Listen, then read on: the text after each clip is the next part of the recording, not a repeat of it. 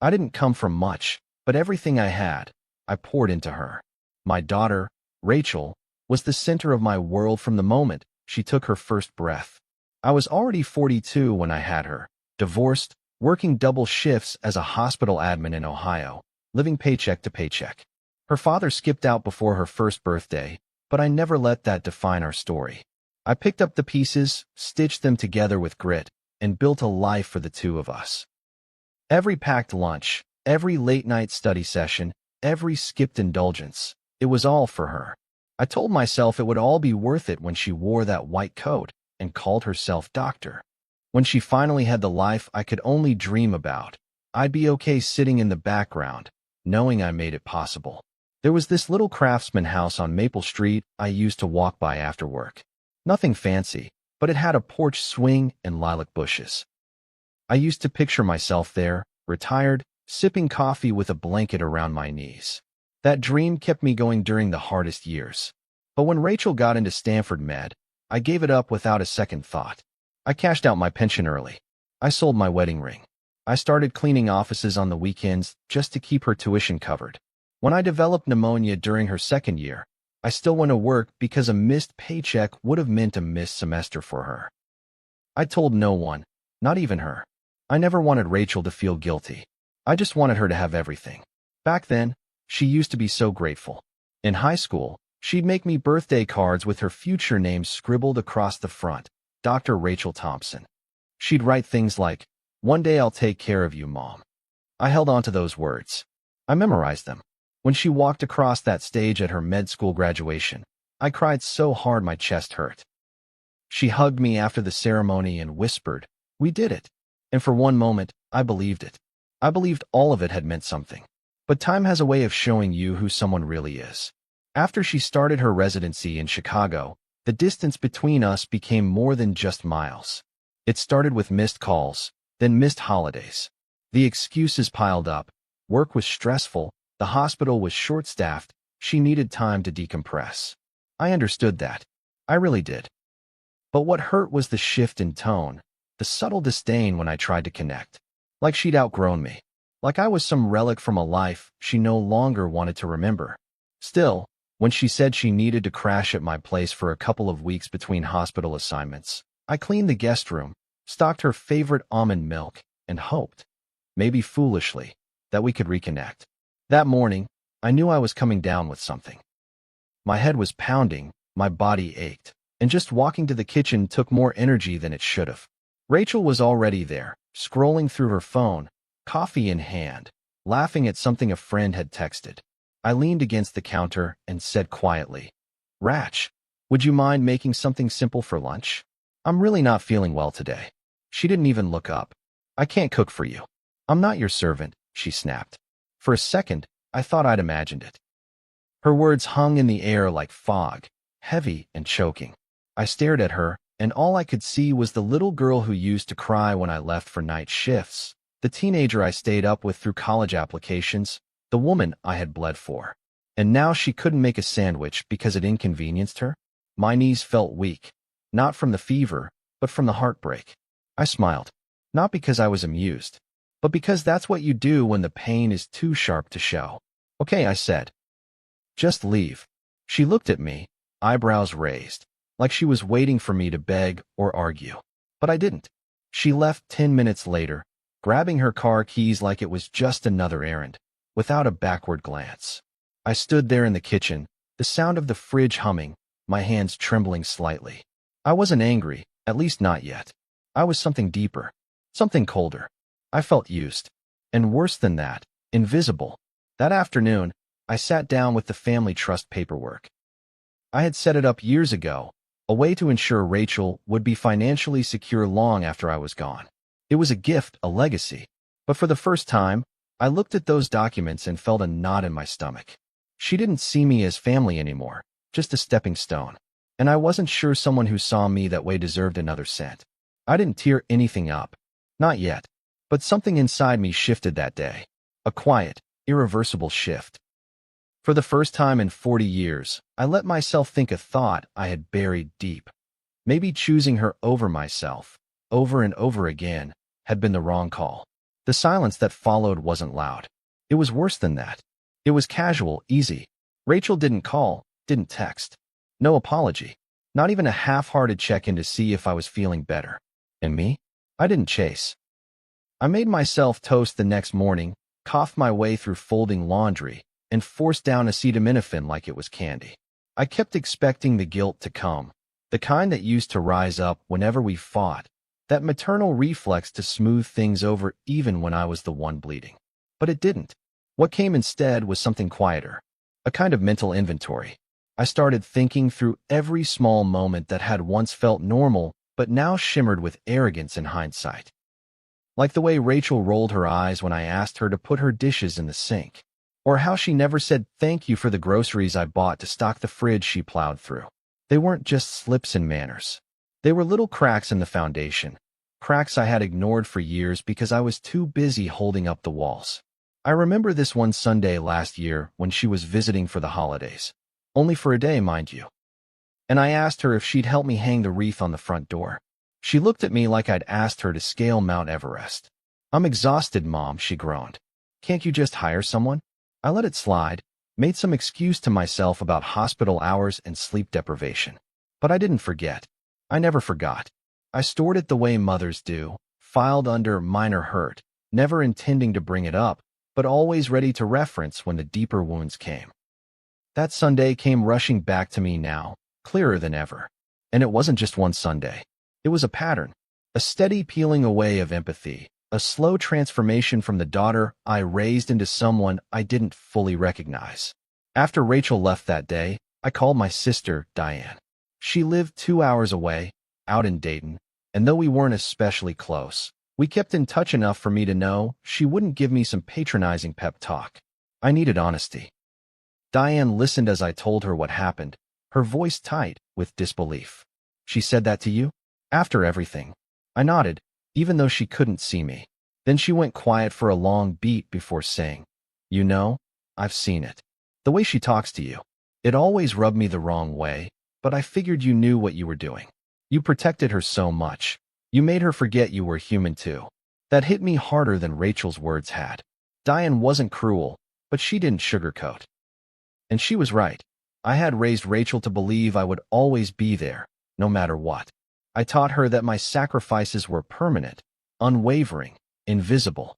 And in doing so, I had erased myself. The next morning, a courier dropped off a thick envelope at my doorstep. I opened it slowly, hands still a little shaky, and found inside a stack of legal documents.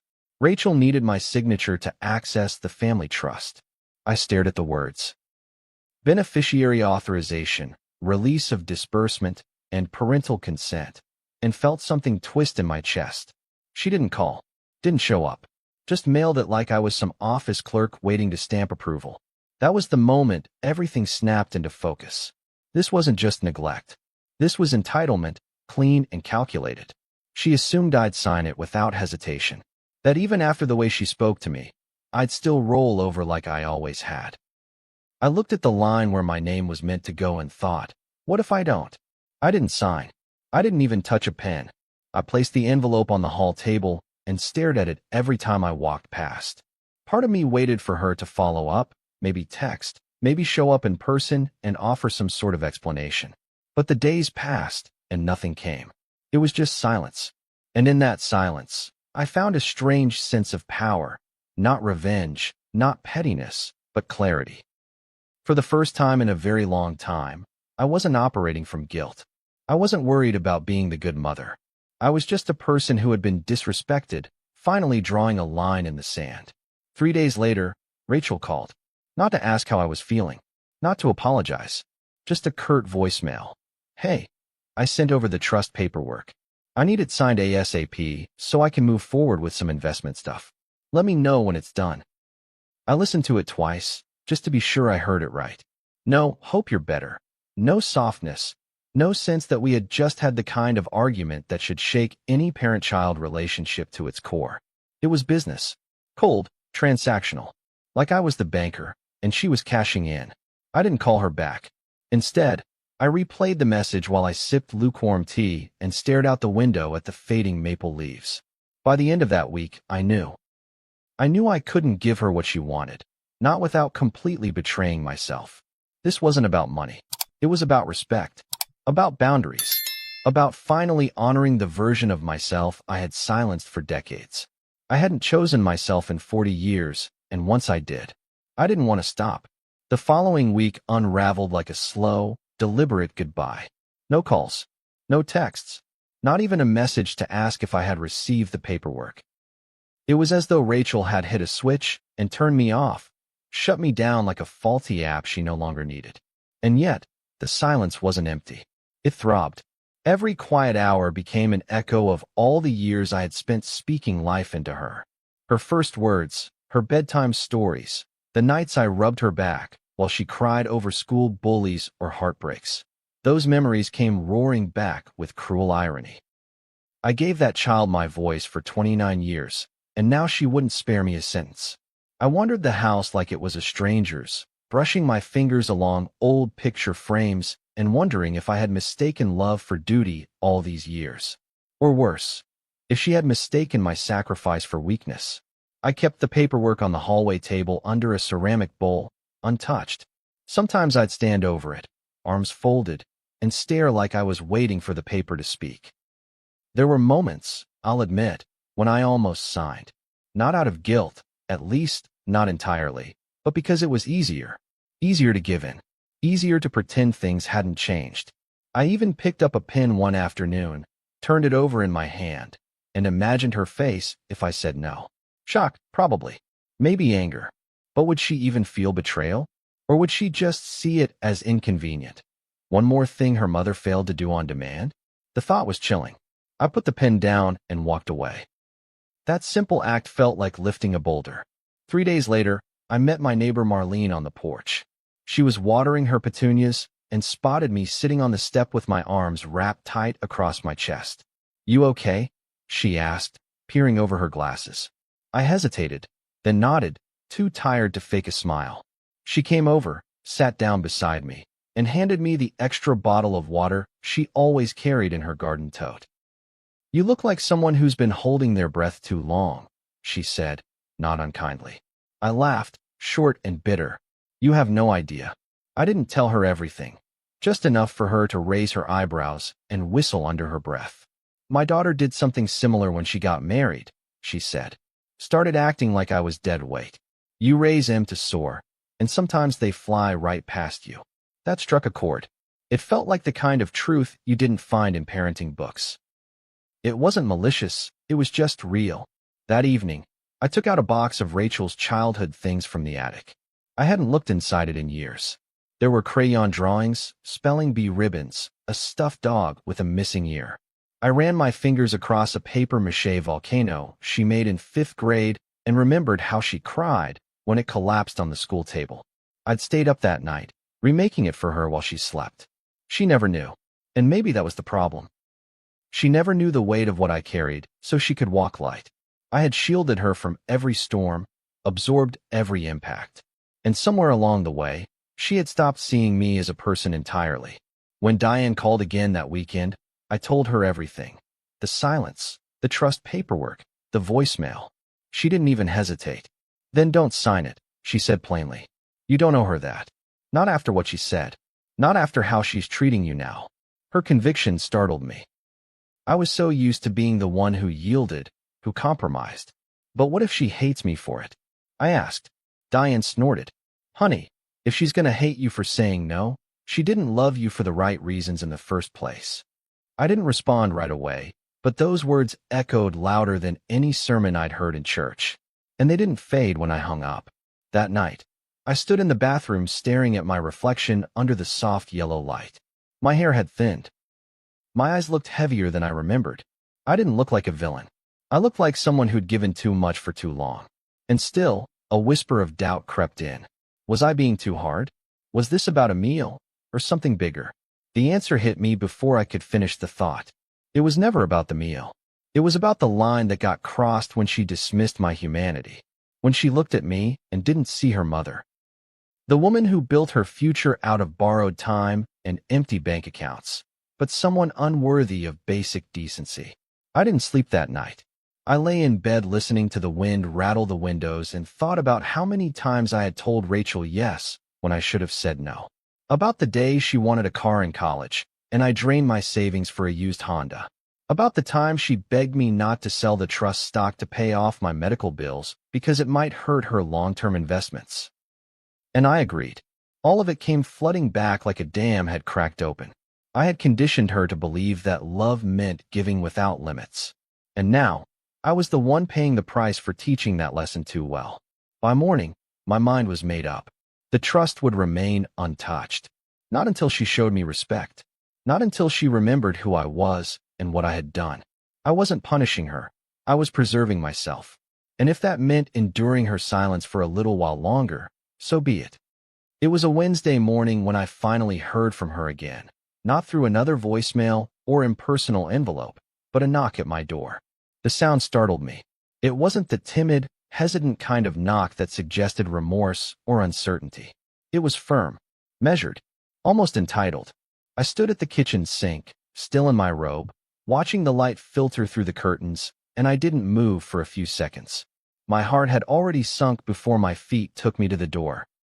I opened it slowly, half hoping it was the UPS guy, or maybe Marlene returning the bunt pan she borrowed.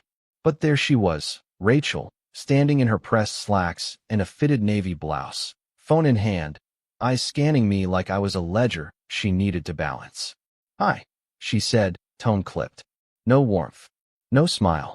Not even a blink of guilt. I nodded. "Morning." She got straight to it. "I just wanted to swing by and check if you've had a chance to sign the trust paperwork. It's time sensitive. I needed to process the transfer by Friday." There it was. No apology.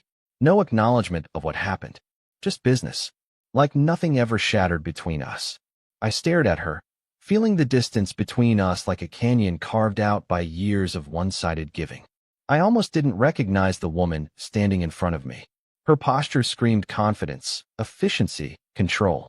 But there was something hollow in her eyes, something that looked right past me instead of into me. "I haven't signed it," I said, slow and steady. "And I don't plan to. Not right now." Her expression barely changed, but I saw the flicker in her jaw, a twitch she got when things didn't go her way.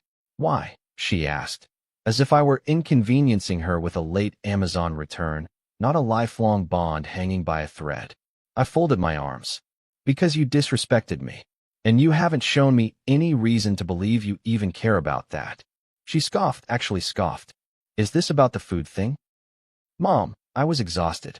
I had a 12-hour shift the night before. I don't remember exactly what I said, but, come on, it wasn't that serious. I felt my face heat up. "It's not just about the food. It's about how you spoke to me. It's about how you made me feel like a burden for asking you to do something simple when I was sick.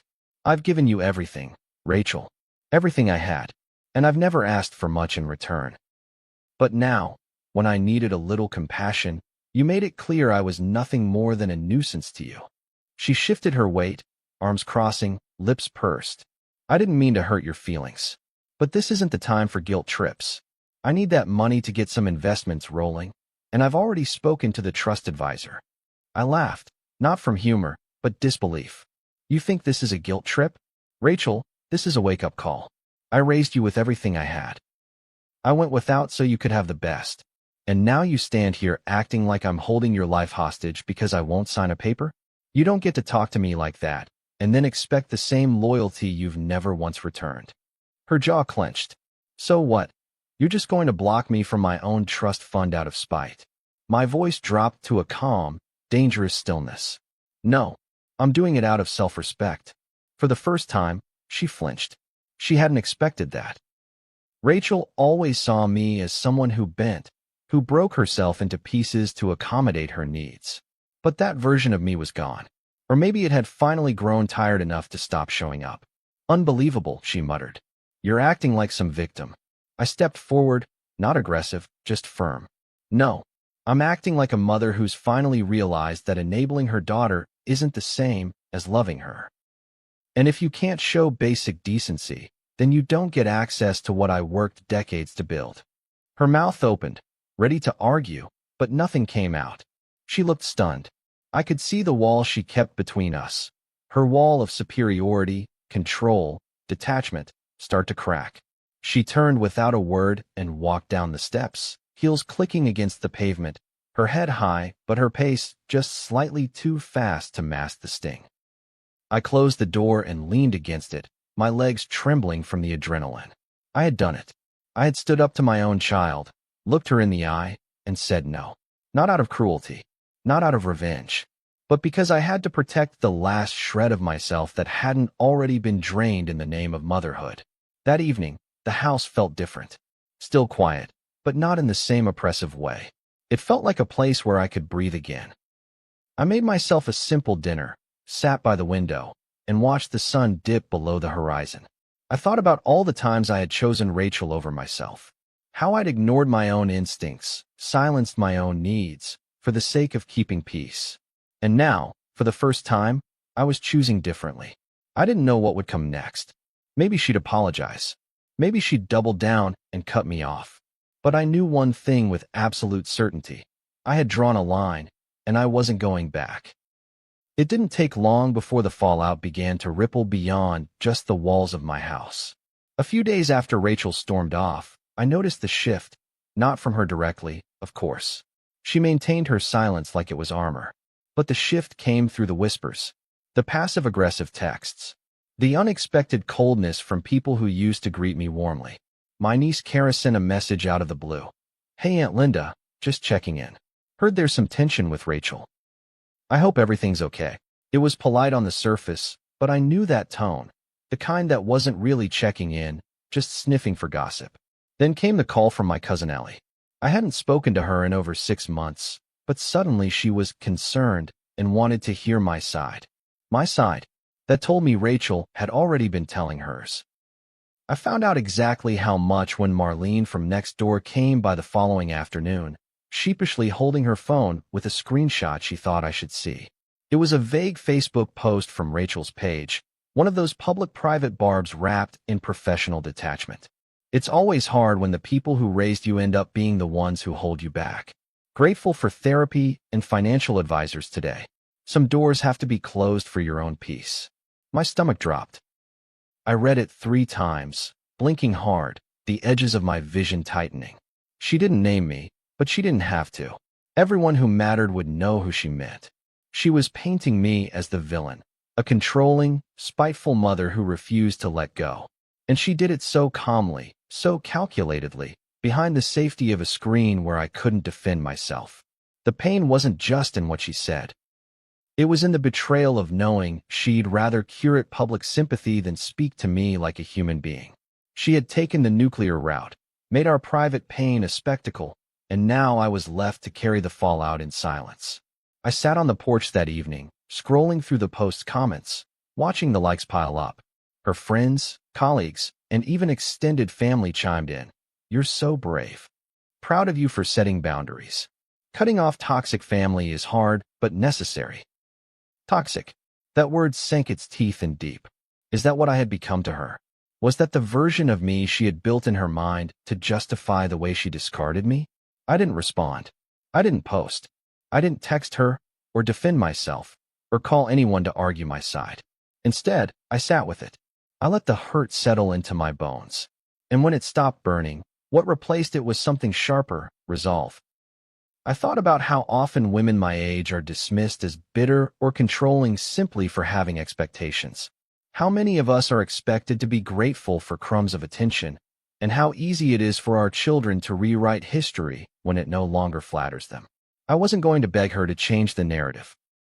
I wasn't going to explain myself to people who had never stepped foot into my house, never stayed up with me through fevers, never scrubbed the mildew off old textbooks to save a few extra dollars for tuition. Later that week, Kara called again, this time more direct. "Rachel said you're withholding money from her out of spite," she said, voice tinged with discomfort. "She's hurting Aunt Linda. She feels abandoned." I laughed bitterly into the phone. She feels abandoned? After everything I gave up for her. There was a pause, then a soft, unsure, I know what you did. I just thought, maybe there's still room to talk it out." I closed my eyes and tried to steady my breathing. Kara didn't mean harm, but she didn't understand. None of them did. You can't talk it out with someone who doesn't see you, I said. Someone who only calls when they want something and disappears when they don't get it. She was quiet for a long time before muttering, I'm sorry.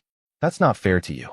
The next morning, I walked to the post office and mailed the trust paperwork back and signed. I included a brief note. I will revisit this when there is mutual respect. Until then, this will remain on hold. I didn't expect a thank you or a change of heart. I just wanted the silence to be broken on my own terms. Not on Facebook, not through mutual relatives, but through a message that said, I'm still here, but I won't be stepped on anymore. That night, I got a message from someone I hadn't expected, Rachel's former roommate from med school, Danielle. She had visited once, years ago, and I remembered how kind she'd been. The message was simple. Just wanted to say, I always admired how much you supported Rachel. Not all parents would do what you did. I hope you're okay. It brought tears to my eyes.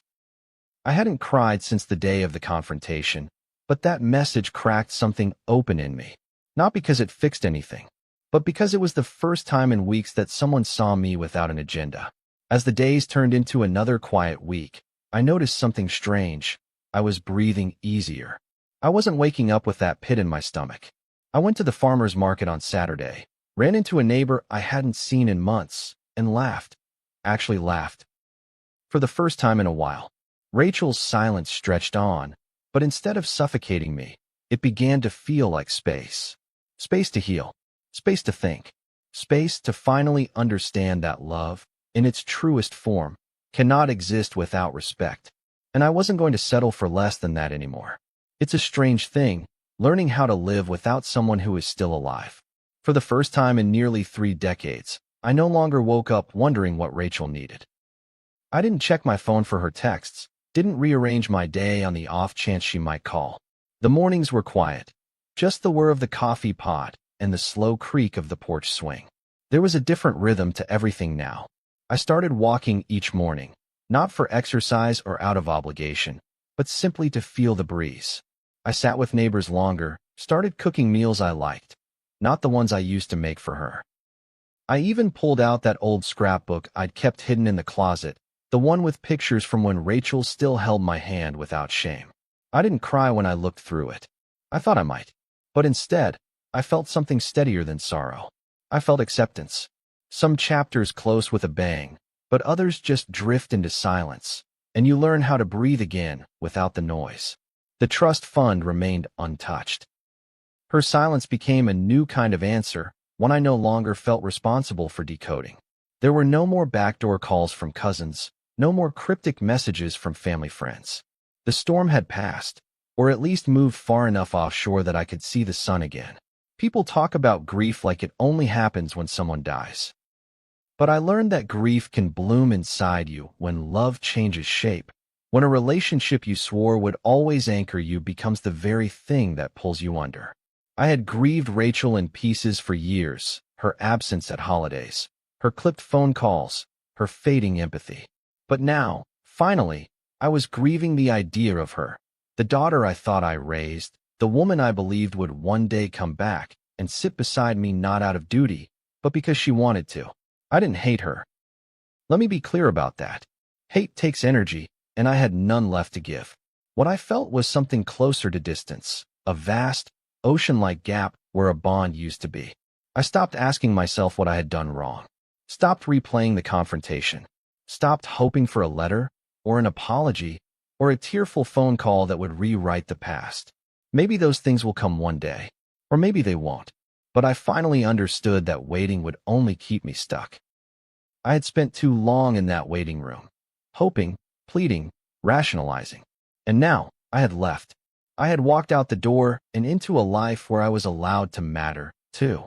One afternoon, I baked a lemon loaf, something I hadn't done since before Rachel left. The smell filled the kitchen like a memory, sweet and sharp, and I let it wash over me. I sat on the back porch with a slice on a paper plate, watching the sky change from orange to violet. Marlene wandered over, plopped down beside me, and we chatted about nothing, weather, local politics, the new couple who moved in down the block. And in the middle of it, she paused and looked at me carefully. "You look lighter," she said, "like someone who's not carrying so much anymore." I smiled. I'm not, I told her. Not anymore. That night, I finally deleted Rachel's voicemail. The one about the trust fund. I had kept it saved out of habit, but it no longer served me. I didn't need a reminder of who she had become. I didn't need the proof. What I needed was space to keep building this quiet, sturdy life I had carved out of the wreckage. I took that picture of us from her graduation off the mantle, not out of bitterness, but because it no longer told the whole story. I wrapped it in a towel and tucked it in the box of keepsakes, where it belonged, part of the past, not the present. I think part of being a parent is learning how to let go, not just once, but over and over again. When they leave for school, when they get their own place, when they become someone you no longer recognize. But letting go doesn't mean giving up.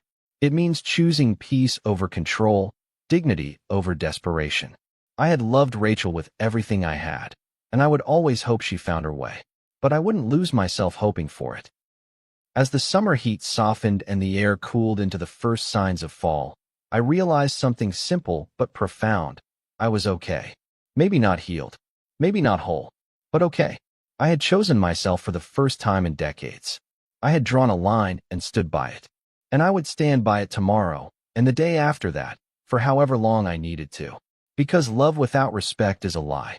And motherhood, for all its beauty, should never mean disappearing. If this story hit close to home, you're not alone. So many of us are taught to sacrifice endlessly, believing love means giving without limits. But sometimes the bravest, most loving thing we can do is finally choose ourselves. If you've ever had to draw a hard boundary with family, share your story in the comments. Let's remind each other that protecting your peace isn't selfish, it's survival. See you soon in the next story.